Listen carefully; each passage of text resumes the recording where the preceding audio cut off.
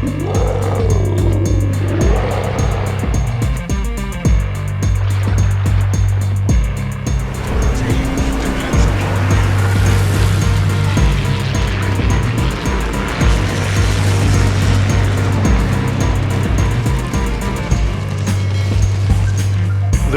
is the Rasputin, a Tier 5 premium Soviet battleship. It is available only during the Halloween event of 2023. It's available in the store for 11,000 Havoc coins. And yeah, coins and doubloons are normally 1-to-1, and this is 1,000 more doubloons essentially valued here for the Rasputin.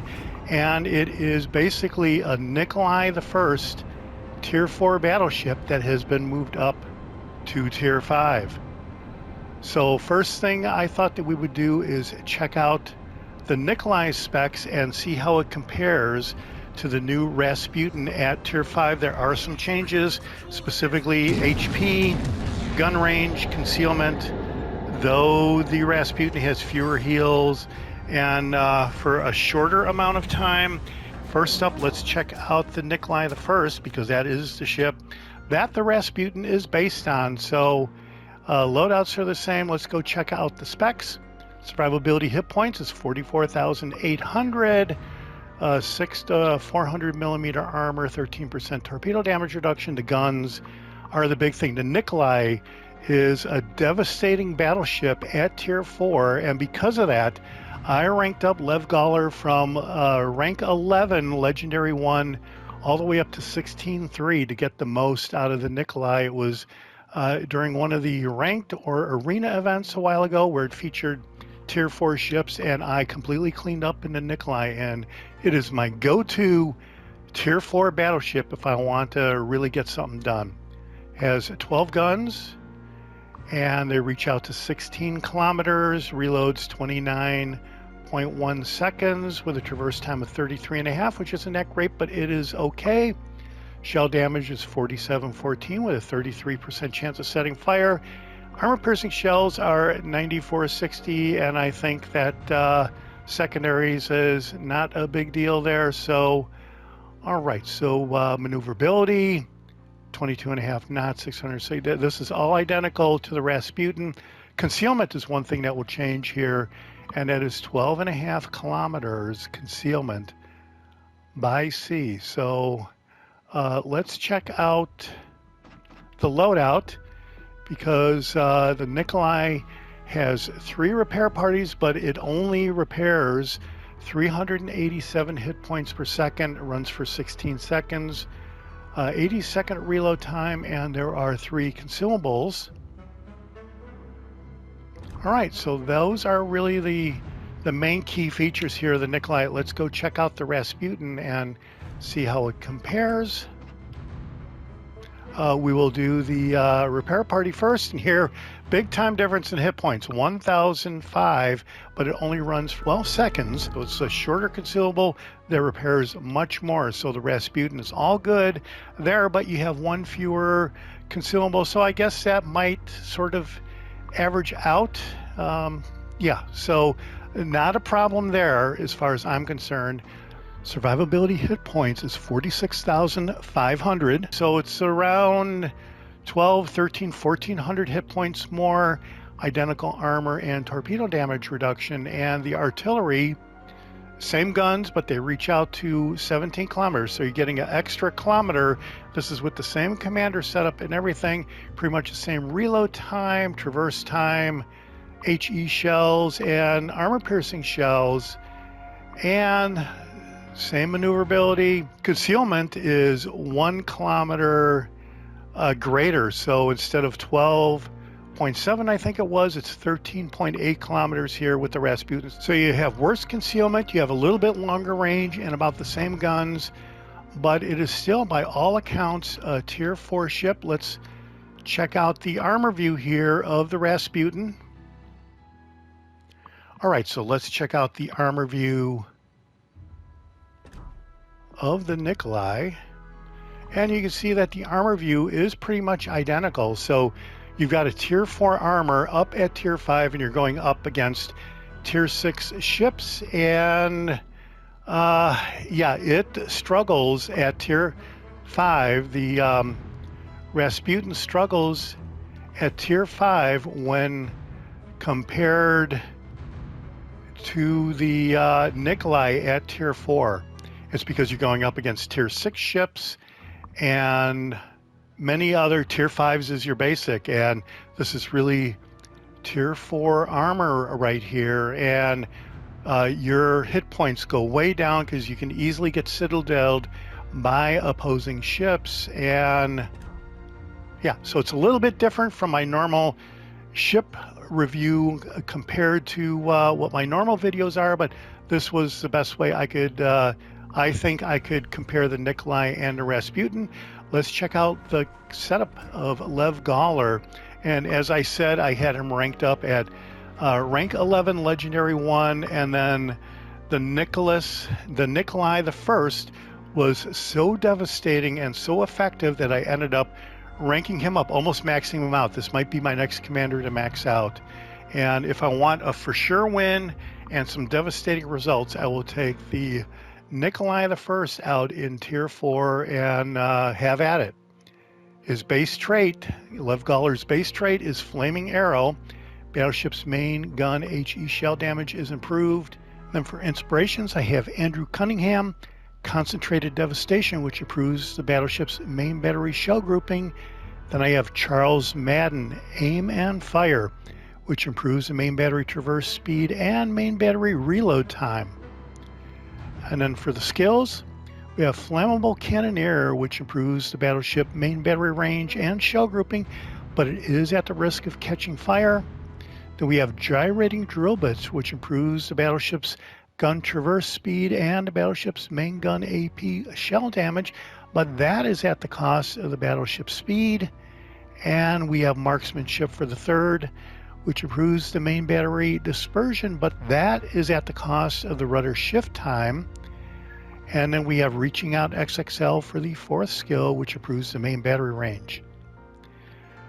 Then for the legendary skill, we have the Will to Rebuild skill, and that improves the amount of HP recovered by 73%. That is dependent on the legendary rank there, though the repair party duration does take a hit of 40% here, legendary rank 3. That actually is properly compensated. That's what I'm trying to say. It's properly compensated by the amount of HP recovered. Special effect will auto repair when the HP is equal to or less than 20%. But to make that happen, you have to be within 2.75 kilometers of an allied ship at legendary rank 3. Ranking up to legendary rank 4 will go all the way up to 3.5 kilometers. All right, and then let's check out the upgrades for the Rasputin. And in here we do get an extra upgrade slot here on the tier 5 ship. First one is identical to what I selected for the Nikolai I. Aiming Systems Mod 1, which improves the main battery dispersion and the secondary battery firing range and its dispersion. And then we have the Propulsion Mod 2 here. Time taken to reach full power when accelerating is improved by 50%. And the Loadout, ammunition, high explosive shells, armor piercing shells, and boosters. I'm not running any boosters, but that could change depending on the match. Ship does come with the cool Rasputin Premium Skin. CD detectability range and incoming fire dispersion is 4.5% respectively. Survivability hit points, as we saw, is 46,500. Armor 6 to 400 millimeters and 13% torpedo damage reduction. And then the artillery, we already sort of checked that out. 17 kilometer range. Yeah, basically tier 4 guns here, but you've got a kilometer longer range. AA, don't expect to necessarily clear the sky with the Rasputin. Maneuverability and concealment detectability range by sea is 13.8 kilometers, so it is over 1 kilometer worse concealment on the Rasputin than the Nikolai. Range by air is 11.5 kilometers, and while firing in the smoke is 11 kilometers. Armor, yeah, this is your normal Nikolai I armor, tier 4 armor. And this is why you're going to get wiped out by especially those big time Colorado tier 6 ships. And yeah, so is it a bargain at 11,000 Havoc Coins? We'll let you be the decision maker on that, but for sure the ship is very cool when it gets out there in a match and makes some of those sounds when you're firing the guns. Overview: it is ironclad, above average above average armor thickness, greater resistance to all forms of armor penetration, and I'm not sure what that means, because when I go out in a match, you really struggle trading blow to blow with seemingly equal battleships. So sure shot shells have a good ballistic trajectory and maintain velocity, making aiming easier. Nothing wrong with that, but it does have modest guns. Ship is armed with low caliber main battery guns. So then the Rasputin, yep, there it is, the very menace that continues to threaten our world. Commanding legions of horrifying monsters, Rasputin is a terrifying sight to behold. Want to play the baddest ship of them all? Rasputin is your choice. Year of design is 1869, and looks like this was the only ship in the series is in the game here. So okay, let's go out in a standard match and check out a highlight. All right, here we go. We are in Islands of Ice. Here are the teams. Only one destroyer per side, 3 cruisers, and the rest are battleships on the red team. So yeah, so this thing does not really, the Rasputin does not really do that great against tier 5 and tier 6 battleships. It will still dev strike cruisers though, and that is kind of the struggle we're going to have here. And I think this match is kind of overall show kind of what the limitations of the Rasputin are. I have gotten a lot of wins with the Rasputin, but they were always in the middle of the leaderboard. There was nothing that was a spectacular highlight, otherwise you'd be checking that out. So this kind of I think this battle is going to show how easily the Rasputin can get knocked down when it gets hit from an opposing ship. The Nikolai does not seem to suffer from that kind of a problem, because I've played the Nikolai plenty and I've gotten Krakens with the Nikolai, and Nikolai is really no problem whatsoever. So I am trying to target those guys at a distance, especially early on in the match here. The extra kilometer range really does help out. And we're just going to come right around here. We are ahead so far. We do have one destroyed ship on the red team, so we are leading at this point. So that's good, but the Andrea Doria is slippery enough to get away. And there is a Renown just sitting there, and that cannot be good for the Renown. So we take a broadside shot at that guy, but I do believe he's trying to back up a little bit. And this just does not seem like that much damage compared to what I'm used to on the Nikolai, and the Renown is a tier 5. So it's a tier 5 battle cruiser, but it is still tier 5.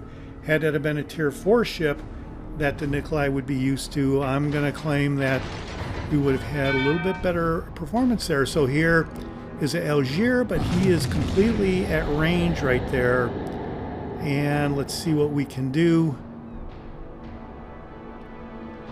And these shells float so much that he was going fast enough that we just undershot him big time. So with the super high arcing shells, you do have to aim fairly in front of the opposing ship, especially when they're going at speed. Looks like the Algerie totally slowed down and hit the brakes right here.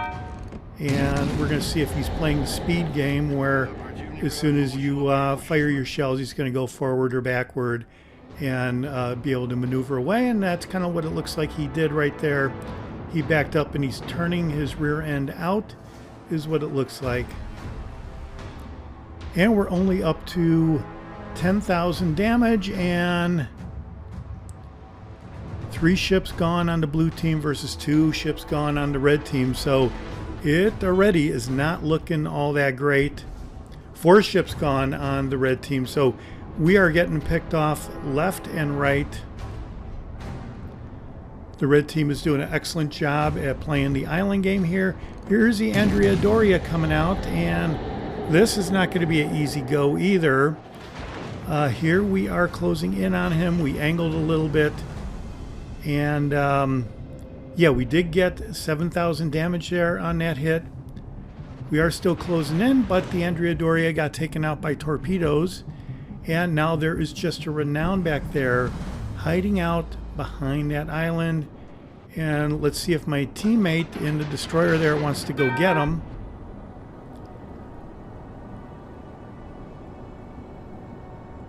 And yeah, I am looking to come in here and help capture the base and chase the Renown out. And whichever way the destroyer goes, I'm planning on going in the opposite direction, getting a good broadside on the Renown and taking him out. Those are my thoughts as I'm going in here.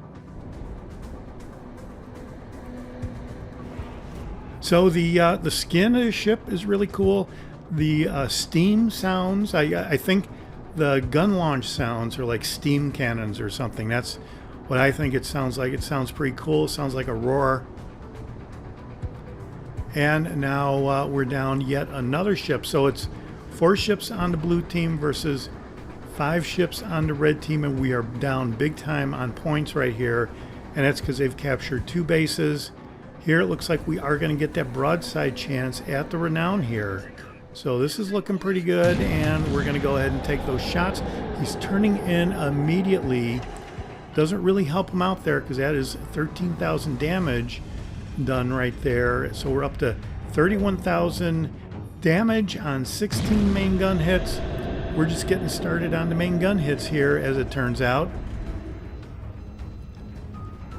And he is paying more attention to the destroyer than he is to us, it looks like. And this is not good for him because we get an easy shot on his broadside here, and we don't take him out like we kind of expect to. So I expected that to be a completely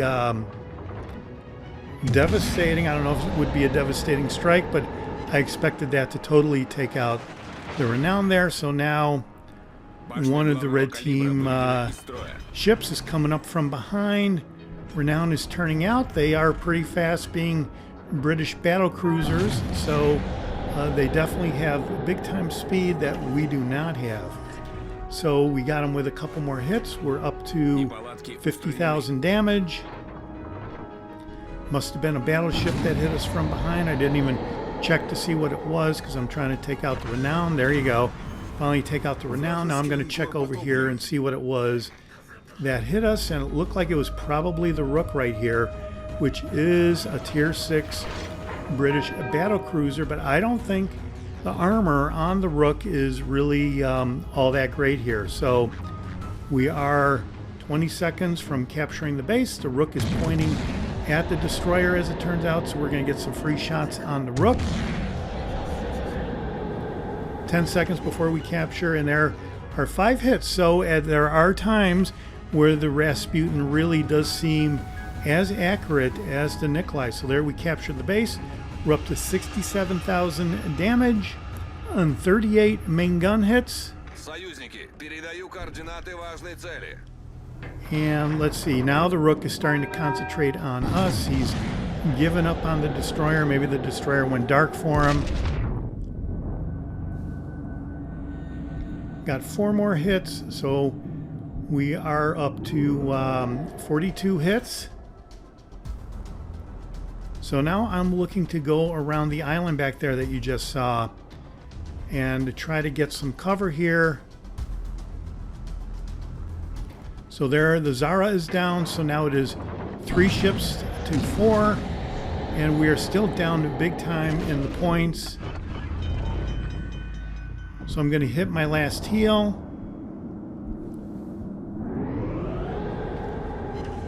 There's a Dallas that would be an easy mark. if I could get a clear shot on him, but it doesn't look like that I will. At least not at this point. 50 main gun hits on 77,000 damage.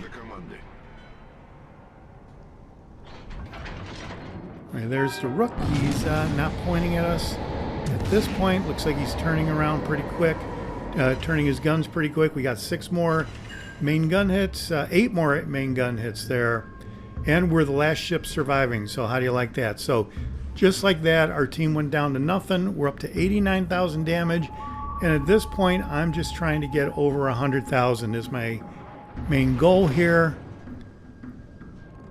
But yeah, when you go toe-to-toe against these opposing battleships, you just really do not stand a chance. Neither does the Rook there, because he got taken out pretty well there, taken down pretty well there. We are up to 100,000, so we've accomplished our goal, I guess you could say.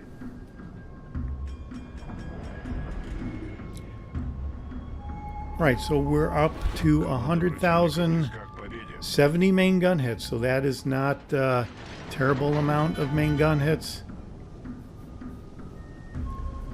Especially with the reload right around 30 seconds like that. So here I'm angling out in this general direction to try to keep the opposing ships behind the island so they don't have an easy shot on me. At 26,000 hit points, it won't take many hits for those battleships to take me out.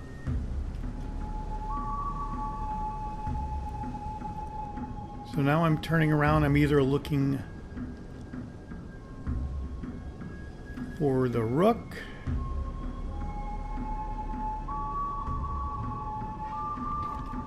or the Dallas. And this, I'm figuring this should do it for the guy if we can get a good hit. And we don't really get much of a hit. We get 3 hits here, and that must be from the Rook. Those torpedoes, that is. So 13,000 damage. And yeah, lucky aim on the torpedoes from the Rook right there. And so now the Dallas is gone behind the island. There's the Rook behind us, and we did not stand a chance there toward the end, or maybe even during the entire battle, as it turns out. All right, well, there you go. That's it for the Rasputin. Like I said, I've gotten a lot of wins with the Rasputin, but they were kind of middle of the road wins as far as the leaderboard goes.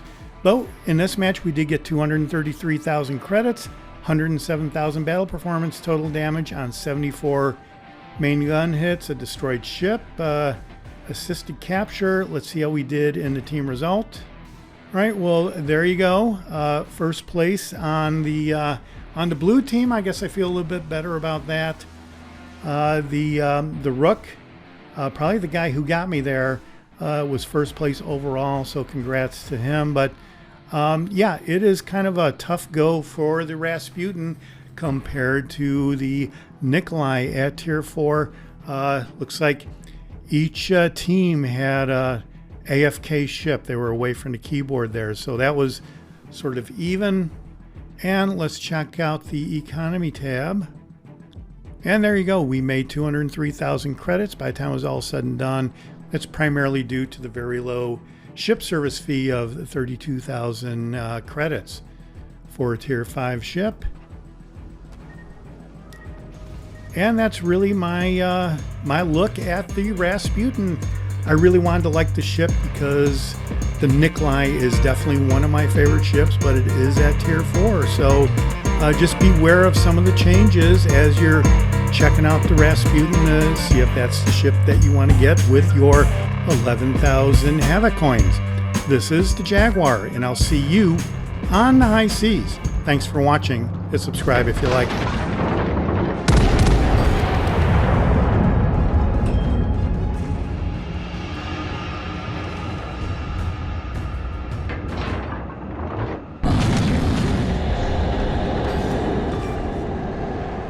Вражеские эсминцы уничтожены. Наша команда близка к победе.